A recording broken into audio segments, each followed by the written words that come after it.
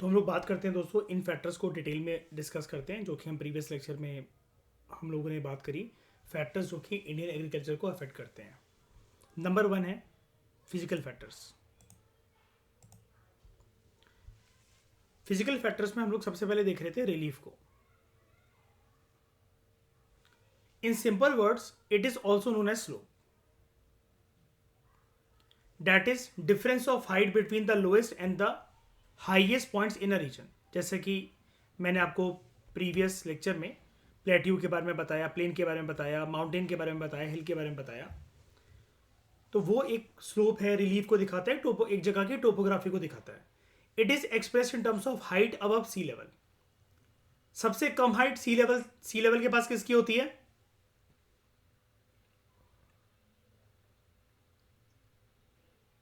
किसकी? प्लेन्स की। कितनी? Up to 200 metre. 200 से 600 तक किसकी? हिल्स या प्लेट्यूज। उसके ऊपर किसकी? माउंटेन्स की। Exceptions are always there. मतलब प्लेन का एक्सेप्शन नहीं मिलेगा, लेकिन प्लेट्यूज से ऊपर की हाइट के भी हो सकते हैं, लेकिन जनरली 600 मीटर से ऊपर वाले जनरली माउंटेन्स होते हैं, लोफ्टी माउंटेन्स, है ना। तो it is express in terms of height above sea level. It includes various landforms like plains, plateaus and mountains. जैसे जैसे हाइट इंक्रीज होती है टेम्परेचर डिक्रीज होता है, which enables the growth of tropical, subtropical, temperate and alpine crops within a region with change in height. मुझे एक बात बताओ श्रेया, जब हाइट, जैसे हम ऊपर हाइट पर जा रहे हैं, टेम्परेचर डिक्रीज होता है, इस फिनोमिना को क्या कहते हैं हम लोग?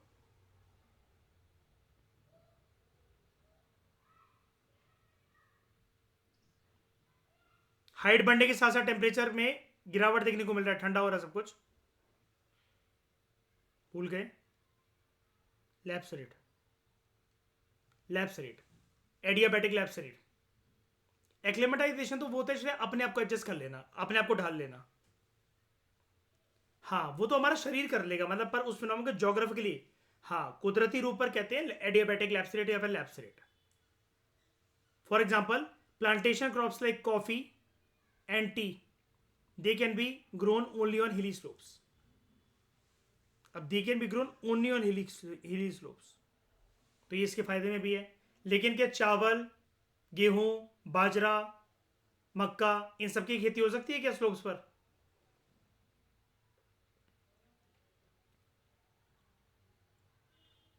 कॉटन उगाई जा सकती है क्या नदी के किनारे?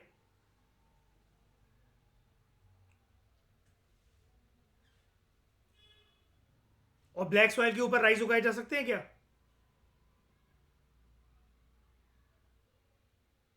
जहां पर पानी भी ना हो? नहीं। क्लाइमेट, क्लाइमेट के अंदर जब हम लोग बात करते हैं तो बड़े सारे फैक्टर्स को कंसिडरेशन में लेते हैं, like temperature, sunshine, wind, snow and rainfall. हर एक जो क्रॉप है, it requires specific temperature and rainfall in order to grow. मैंने ये प्रीवियस लेक्चर में सारी बातें बता दी आपको। सर्दी, गर्मी, सॉइल कंडीशन, हर क्रॉप को अलग तरीके से चाहिए होती है, ठीक है। Also sometimes hail storms in hilly regions destroy the entire crop. क्या होते हैं श्रेय हेल स्टॉर्म्स? शाइनी, क्या होते हैं?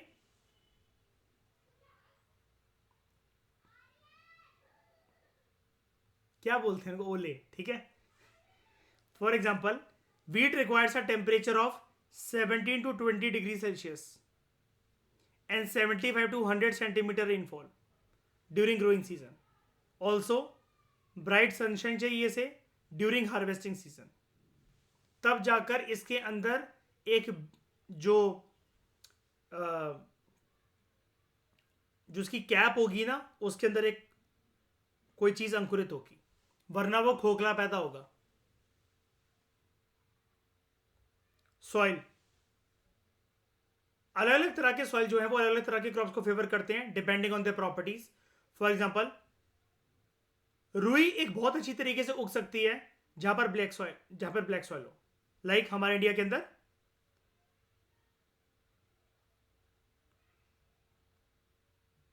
Taking plateau.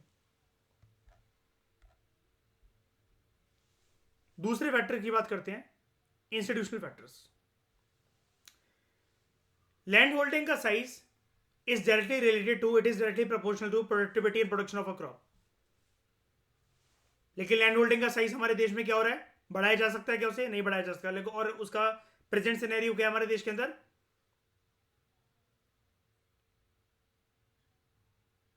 डिक्रीज होता चल रहा है। क्यों? Due to fragmentation of land holding. और ये क्यों हुआ? ज्वाइंट फैमिली सिस्टम की वजह से। और आगे चलकर ये और छोटा होता चलेगा। A farmer owning large land holding can produce more and more and can make larger profits, जो कि उसको हेल्प करेगा to adopt technologies and modern farming techniques, जिसकी वजह से उसकी प्रोडक्टिविटी उसके फार्म लैंड पर इंक्रीज हो सकती है। लेकिन मैंने यहां पर आपको पहले रूल बता दिया था, ये सब कुछ सिर्फ it can happen only with some big land holders and zamindars, right? सबके बस की बात नहीं है। इंफ्रास्ट्रक्चर फैक्टर्स, क्रेडिट,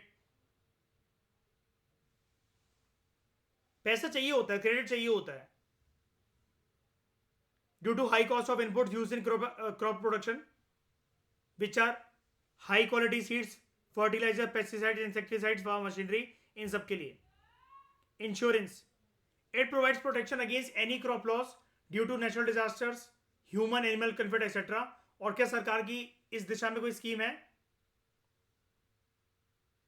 प्रधानमंत्री फसल बीमा योजना, क्रेडिट को लेकर माइक्रो फाइनेंस क्रेडिट दिया जाता है। इरिगेशन,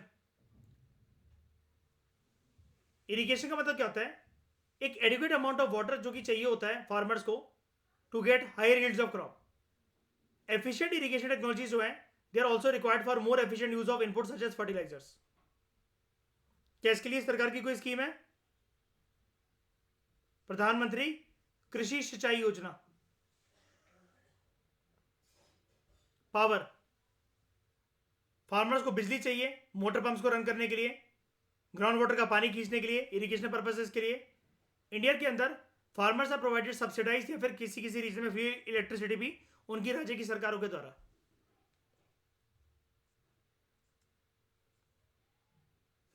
स्टोरेज, फार्मर्स को गोडाउन चाहिए और दूसरी स्टोरेज फैसिलिटीज चाहिए ताकि वो अपने आउटपुट को मैनेज कर सकें, फार्म गेट के बाहर लेकर जा सके आफ्टर हार्वेस्टिंग। फार्म गेट क्या होता है? हर एक फील्ड में लगा हुआ एक गेट, उसको कहते हैं फार्म गेट। क्या होता है फिर? ये कंसेप्ट होता है कि हार्वेस्टिंग के बाद खेत पर ही उन क्रॉप्स को रखा ना जाए, फटाफट से वो कोल्ड स्टोरेज फर्म्स के लिए निकल जाए या फिर मार्केट में बिकने के लिए निकल जाए। ये सारी बातें मैंने को समझा दी ना, ठीक है ना? ये पता है ना? ये दोबारा तो डिस्कस कराने का कोई वो नहीं है ना। चाहते हो कुछ पॉइंट में डिस्कस करूं यहाँ पर डिटेल में फिर से? ये मैं आपको पहले ही बता चुका हूँ ना, बार बार सेम चीज लिखते रहोगे, वो घुमा फिरा के वही वाली बात। कोई नया पर्सपेक्टिव होगा मैं अपने आप दे दूंगा।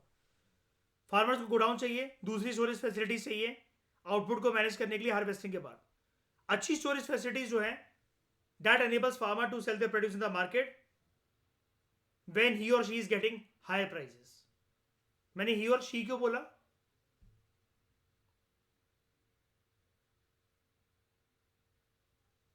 There is feminization of agriculture also। Transportation and connectivity, farmer जो है दे प्रोड्यूस पेरिशेबल्स। पेरिशेबल्स मतलब क्या होते हैं? पेरिशेबल आइटम्स या गुड्स क्या होते हैं? जो वक्त के साथ खराब हो जाते हैं, आप उनको ज्यादा टाइम तक स्टोर करके नहीं रख सकते।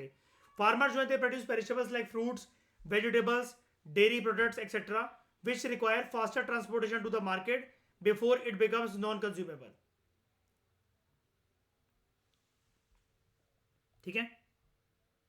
उसके बाद नेक्स्ट है technological factors. HYV variety of seeds, अच्छी क्वालिटी के HYV वेराइटी ऑफ सीड्स जो है they are required for higher yield of crop.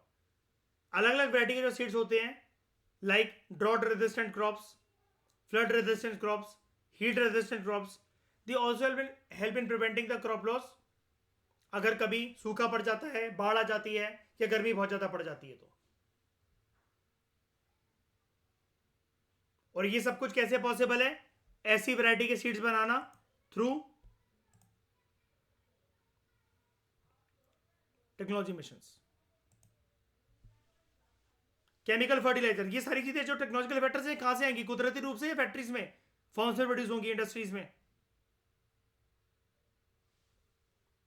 Forms में, है ना।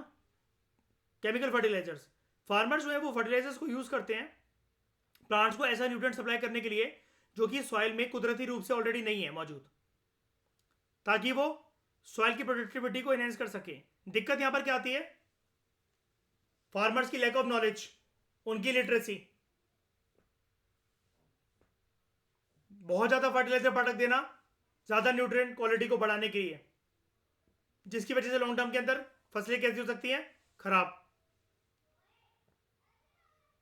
पेस्टिसाइड्स, ये केमिकल्स होते हैं, ये केमिकल बेस्ड सब्सटेंसेस होते हैं जो पेस्ट को मारने के लिए, दूसरे डिसीज को मारने के लिए, या दूसरे डिसीज जिनकी वजह से पेस्ट हो सकते हैं, कीट मतलब कीड़े लग सकते हैं, कीटनाशक वाली दवाइयां, काइंड ऑफ इंसेक्टिसाइड, पेस्टिसाइड, ये वही होती हैं जो कि अदरवाइज अगर इनको ट्रीट ना करा जाए ये पूरे के पूरे क्रॉप को, फसलों को खराब कर सकती हैं। जैसे याद है श्रेया, बताओ तमिलनाडु के अंदर मेज के ऊपर एक अटैक हुआ था, कौन था वो?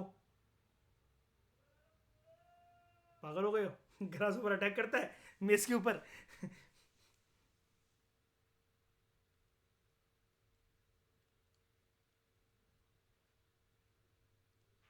फॉल आर्मी वॉर्म,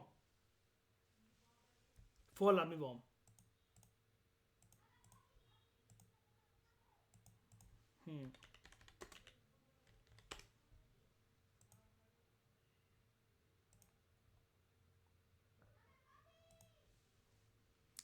प्रॉपर तरीके से भुट्टा दिखाऊं मैं आपको? मेज कहाँ देखने को मिलेगा ये रहा।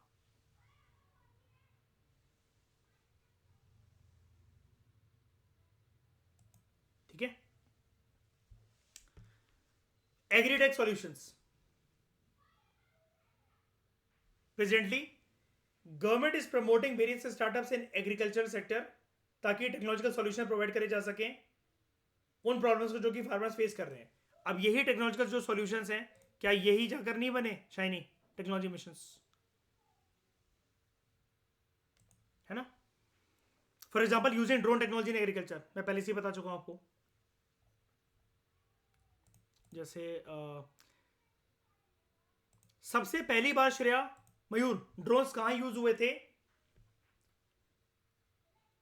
सीड्स की स्कैटरिंग करने के लिए फील्ड में, एग्रीकल्चर फील्ड में। वेरी गुड, हरियाणा में हरावरी हिल्स।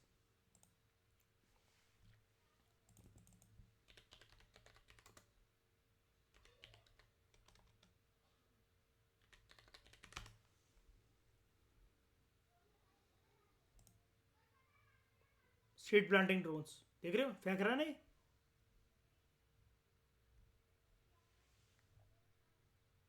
दिक्कत क्या है?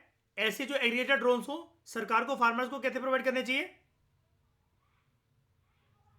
सब्सिडाइज रेट में, फ्री में नहीं। फ्री में तो फिर वो खेती बाड़ी कहेंगे खुद कर लेंगे हम, बेटा चला।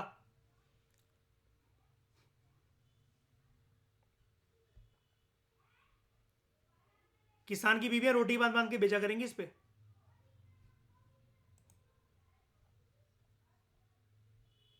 सोशियो कल्चरल फैक्टर्स, हिंदुस्तान के आदमी को कोई चीज में फ्री में नहीं देनी है, उसे थ्योरेटिकली लिखनी है बस, ठीक है। Socio cultural factors, caste, caste system has historically influenced the distribution of land and access to resources including water and credit.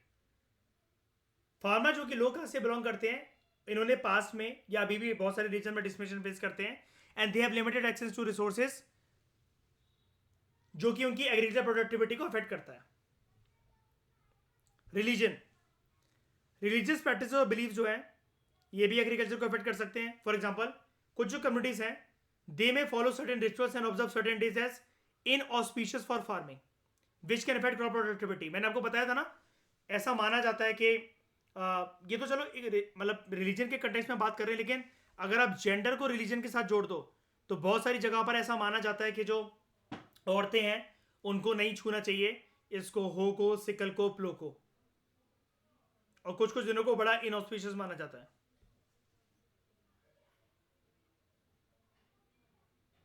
Shiny, कौन से होते हैं ऐसे दिन? टोना टोटका, आलतू जलालतू आई बला गोटालतू वाले।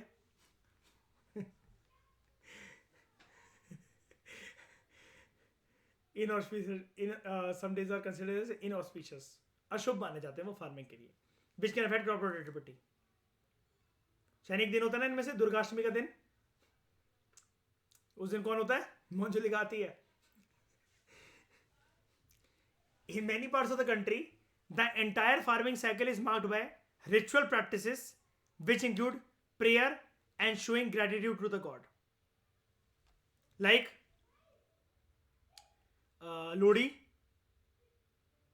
Baisakhi, Pongal, etc. हार्वेस्टिंग के बाद अनाज चढ़ाते हैं किसान लोग भगवानों को। आपने नायक मूवी देखी है अनिल कपूर की, जिसमें वो एक दिन के लिए सीएम बनता है? वो रास्ते में मंजरी से रानी मुखर्जी से मिलने जा रहा होता है, फार्मर्स रोकते हैं उसे, कहते हैं बेटा तुमने बीच में बिचौलियों को हटाकर हमारी बड़ी मदद करी है, अब सरकार का डायरेक्ट सपोर्ट हम तक पहुंच सकता है पूरा। तो वो उसको कहते हैं कि तुम शर्ट आगे करो अपनी जो तुमने टक इन कर रखी है, और भगवान को अनाज चढ़ाने से पहले वो उसको चढ़ाते हैं अनिल कपूर को कि तुम ही हमारे लिए भगवान बनकर आए हो।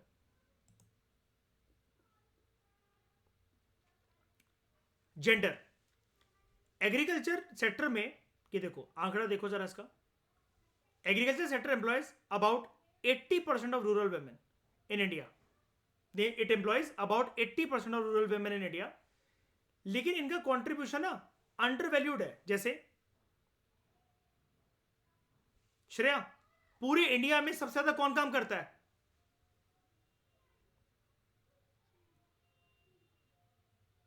शैनी कौन काम करता है? श्रेया कौन करता है?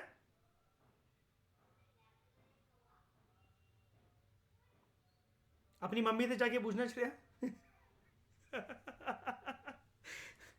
हमारी मम्मियाँ करती, नहीं सीरियसली, मतलब जोक्स अपार्ट, हमारी मम्मियाँ करती, हमने इकोनॉमिक्स में भी पढ़ा था, नितिन सिकारिया में, आपको याद होगा। इनका जो वर्क है ये शायनी वो क्या होता है जिनको मतलब ये नहीं मिलता, पे नहीं मिलता है, अंडर वैल्यूड तो है ही, लेकिन क्या कहते हैं उसको? हाँ, अनपेड, अनपेड लेबर है उनका, अनपेड वर्क, अनपेड लेबर, ठीक है। वो भी एक तरीके से, वो भी एक तरीके से ऐसा ही है, काइंड ऑफ, हाँ काइंड ऑफ ऐसा है कि उनका काम तो पूरा पूरा है, पैसा कुछ भी नहीं मिल रहा। डिस्गाइज नहीं है श्रेया वो, क्योंकि जरूरत तो है उनकी। कल से उनके बोल के देखो, बैठ जाओ, सारा काम, सारे बर्तन तुम्हें मांजने पड़ेंगे। Agriculture employs about 80% rural women in India, but their contributions are undervalued and overlooked by their family and hence they are employed in unpaid work. Shreya चाहते हो आंटी काम वाली हटा दे और आपको रख ले? और ऊपर से फिर क्या सुनने को मिलता है? घर के काम ही तो करने हैं, एहसान कर रही है, एहसान कर रहा है। Many women also continue to practice farming on their agricultural lands after their husbands migrate to urban areas in search of better livelihood opportunities. Construction workers, auto चलाना, बैटरी रिक्शा चलाना, या फिर मयूर शहर जाके चेन खींचना।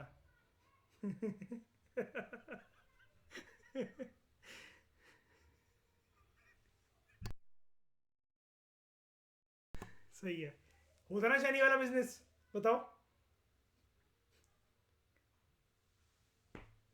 शाइनी का international, सही बात है। क्यों शाइनी? शाइनी का बिजनेस में no loss, no loss, only unlimited profit. Education status and awareness, education awareness about modern agriculture practices and technologies can have a significant impact on agriculture productivity. Usually farmers are not aware and extension services are also weak in rural areas. अब ये extension services क्या है? Farmers को कभी कभार समझाया नहीं जाता, जैसे वो टैबलेट देकर, मैंने आपको दिखाया भी था, वो टैबलेट देकर और फ़ोन देकर ये समझाना कि कौन से फसल में कितना पानी लगना है, कितना फर्टिलाइजर लगना है, कब पेस्टिसाइड डाले जाएंगे, क्या करना है। अंधाधुंध बोरियां मत पटको। इसके लिए एक टेक्नोलॉजिकल मिशन आया, क्या आया, जब श्रेया किसान भर भर के खेतों के अंदर यूरिया डालते थे तो उसका सॉल्यूशन क्या निकल कर आया, एक छोटी सी bottle known as, very good,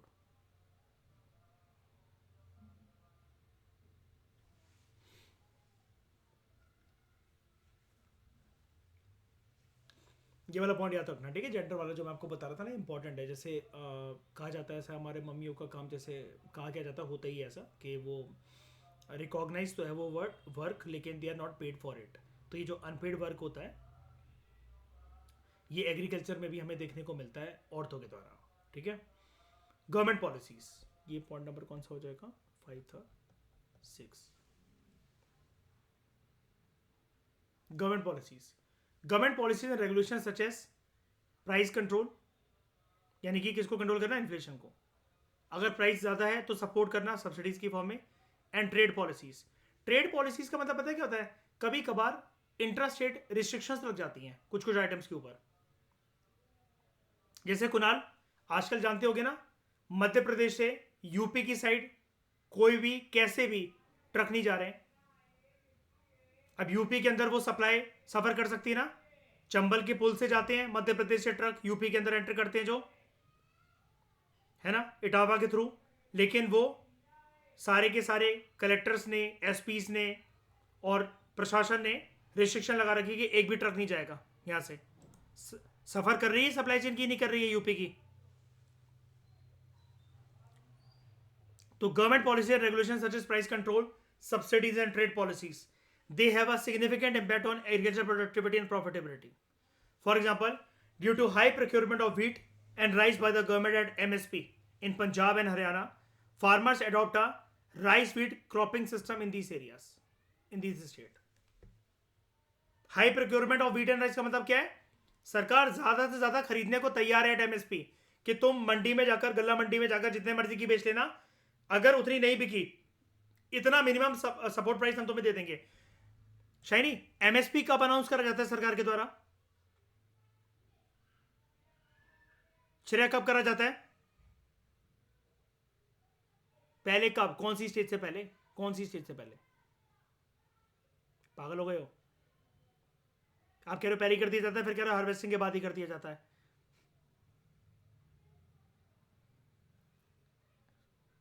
sowing से पहले ही कर दिया जाता है।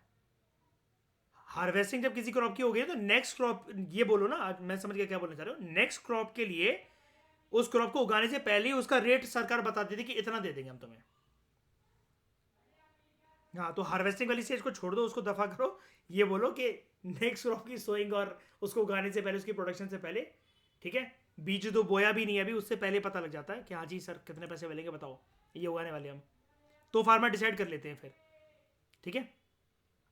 मार्केट डिमांड, अब क्या है, अच्छा देखो एक बात बताओ, सरकार अगर ये सच में ऐसा करवाना चाह रही है कि श्रेया सूखे एरियाज में सरकार चावल नहीं उगवाना चाह रही है किसानों से, और जो जहां पर पानी है वहां पर सूखे वाले क्रॉप्स उगाने का कोई मतलब ही नहीं बनता, ये अगर सरकार प्रक्रिया नहीं करवाना चाह रही किसानों से, इसका सॉल्यूशन क्या है, क्या सरकार को फोर्स करना चाहिए, सरकार को फोर्स करना चाहिए किसानों को, कोड़े से मारना चाहिए, जिंदा जला दें। अबे अवेयरनेस से कुछ नहीं होता हमारे देश में, अवेयरनेस प्रोग्राम, हम तो हमारे दो को तो माना नहीं लोगों ने आज तक, इसको मानेंगे। एक किसान के पास खाने पीने को कुछ हो जाए ना हो, बच्चे मिनिमम 5 मिलेंगे।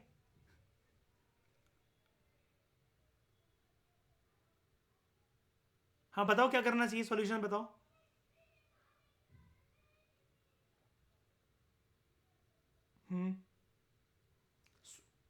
थोड़ा क्लियर बोलो, सॉइल वाइज नहीं, जिन एरिया में वो सरकार क्रॉप को उगाना चाह रही है तो उसमें ये अनाउंस कर दो ना, राजस्थान में बोल दो चावल उगाया तो सबसे कम एमएसपी उसका रखेंगे, बाकी क्रॉप तो सबसे ज्यादा रखेंगे, वो डिस्करेज हो जाएगा बंदा। इंसान की साइकोलॉजी हमेशा चलती है प्रॉफिट और लॉस पे। बंदा सोचेगा अरे यार चावल उगाने से भी क्या फायदा, एमएसपी मिलना नहीं है, फसल खराब होगी तो फंस जाऊंगा, और कल को बेचने होंगे, इरिगेशन फैसिलिटी पता नहीं काम करेगी कि नहीं करेगी, फिर जनरेटर लगाओ, ट्यूबवेल लगाओ, ये लगाओ, सरकार के सपोर्ट भी नहीं है इस साल तो एमएसपी के ऊपर, छोड़ो यार चावल उगाने नहीं, और यही सरकार चाह रही है। हिंदुस्तान के आदमी को जब कोई चीज समझा ना सको ना, तो उसकी फैसिलिटीज रोक दो।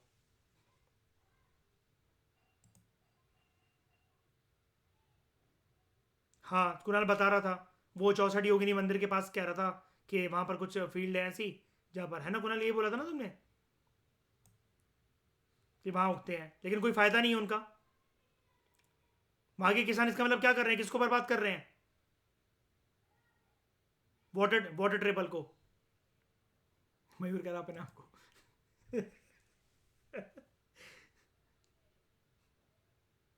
हाँ, मैंने शिरा शिरा बताया था ना मैंने आपको, सरदार बहुत रहते हैं वहां पे।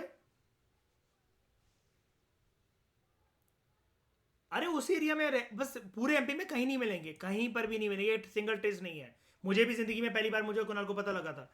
मैं कहा सरदार जी क्या कर रहे हैं शिव जी के मंदिर में? मैंने सोचा टूर वूर करने आए हैं। देखा तो पूरा का पूरा गांव बन रखा भाई, शहर बन रखे हैं इनके पूरे शहर, मतलब वो पूरी रोड जो है इन्हीं इन्हीं का परिवार बस रखा है वहां पर, प्रॉपर सरदार। मैं कहा आप लोग यहाँ कैसे? कह रहे बहुत टाइम से यहाँ रह रहे हैं, लगाव है यहाँ से।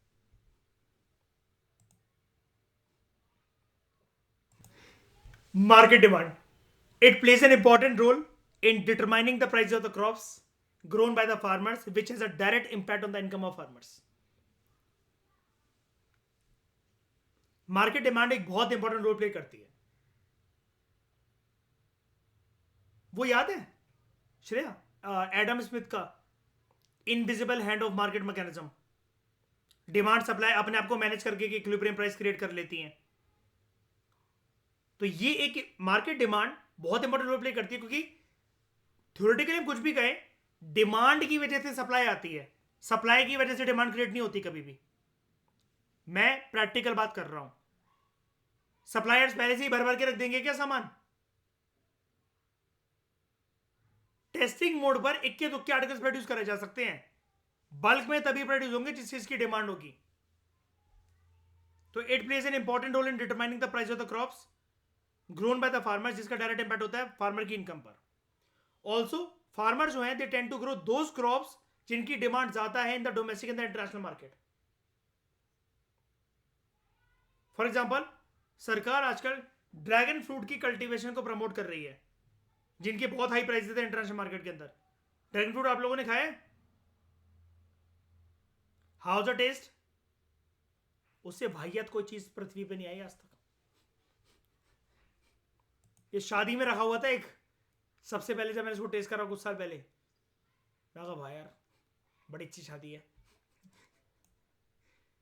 गाली देकर गया मैं दूल्हा दुल्हन को उसके बाद।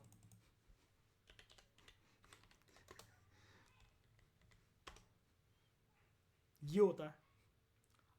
इसको मैंने ये देखा, मैं कहा ये बड़ा टेस्टी थी, कोई चीज लग रही है। मैं कहा सफेद कलर का कीवी आया है। कीवी पे भी होते ना ऐसे दाने वाले, ये वाले ऐसे। मैं कहा बड़ा अच्छा फ्रूट आया कोई यार। खाना खाने का मन नहीं करा उसके बाद पूरी शादी में मेरा। The government is promoting the cultivation of dragon fruit in the country, which has high price in the international market. ठीक है, तो ये सारे फैक्टर्स मैंने आपको डिटेल में करवा दिए फिर से एक बारी, जो हमने यहाँ पर डिस्कस कर रहे थे। इस डिस्कशन में दोस्तों फिलहाल इतना ही। Thank you very much for discussion.